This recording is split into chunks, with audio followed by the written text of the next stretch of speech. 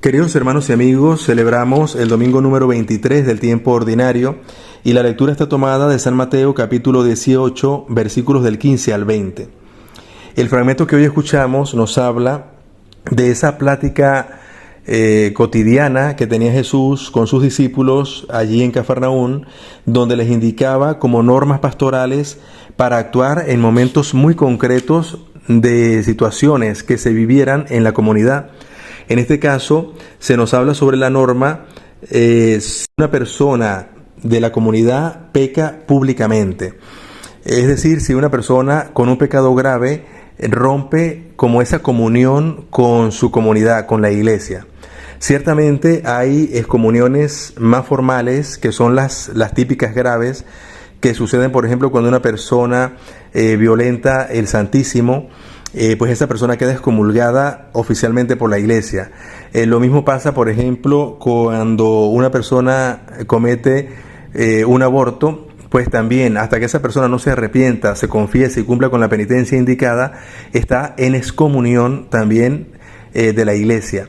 Pero hay otras maneras, con otros pecados más sencillos, graves también, que no rompen la comunión directa con la iglesia, pero sí rompen esa relación que debe mantener el cristiano con su comunidad.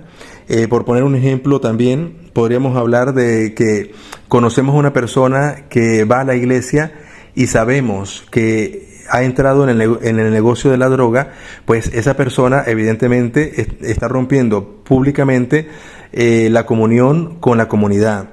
También una persona que ha caído en el adulterio, pues también es un pecado que se hace público y que es notorio, y por lo tanto hay que corregirlo.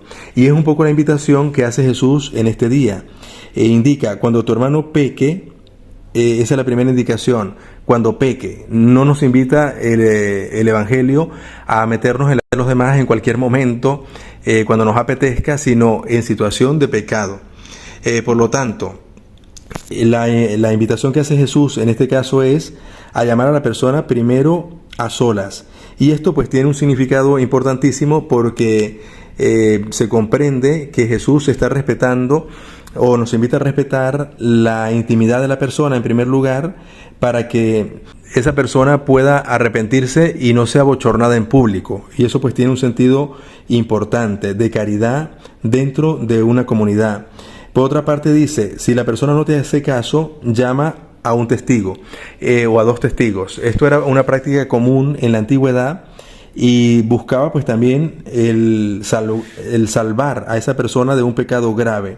Y en último caso nos pide que si no hace caso en las dos primeras ocasiones, se llame en una tercera a la comunidad.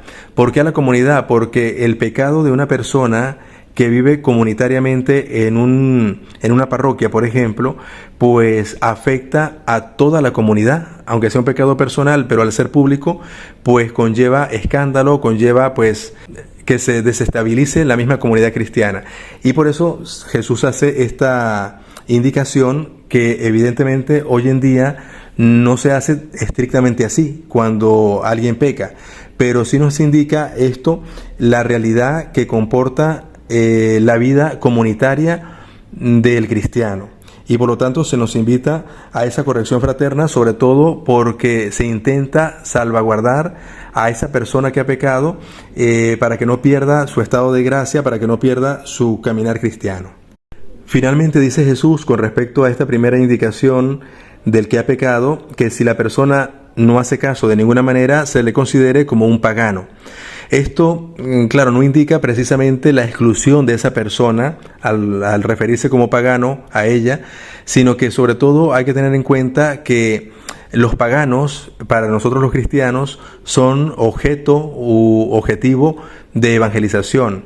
Entonces, claro, una persona que se ha perdido en el pecado y no ha querido rectificar, pues hay que tratarla como un pagano en el sentido de que hay que reevangelizarla, o sea, no darla por perdida, sino por el contrario, hacer todos los esfuerzos, aunque esté fuera de la comunidad, por rescatarla, predicándole nuevamente el Evangelio y pidiendo al Señor pues que la acción del Espíritu actúe en ella, para que se arrepienta. La segunda sentencia que dice Jesús: lo que atéis en la tierra quedará atado en el cielo, lo que desatéis en la tierra quedará desatado en el cielo.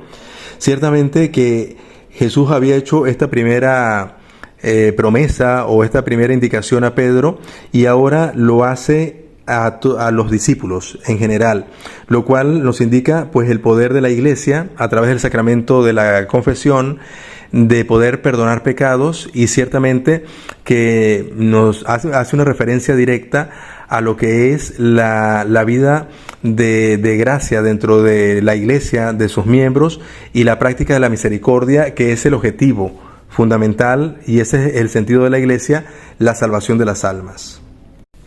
La tercera sentencia que pronuncia Jesús en este Evangelio es: donde 2 o 3 estén congregados en mi nombre, allí estoy yo en medio de ellos.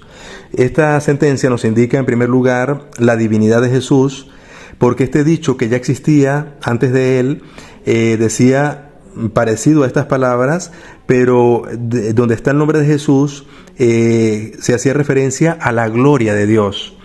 En este caso, pues nos damos cuenta que Jesús sustituye esa gloria de Dios por su nombre, lo cual nos indica que Él mismo es la gloria de Dios, es el poder. Y nos invita también a pensar sobre la autoridad que tiene Jesús, y también sobre la confianza que nosotros los creyentes debemos tener en la palabra de Jesús, en su poder, y que por tanto podemos pedir confiados en que el Señor lo dará, porque Él es todopoderoso. Pidámosle al Señor hoy que nos conceda la gracia de vivir en la Iglesia, de permanecer en ella, de ser fieles, de cumplir con las normas que nos pide la Santa Madre Iglesia, y la bendición de Dios Todopoderoso, Padre, Hijo y Espíritu Santo, descienda sobre ustedes y les acompañe siempre.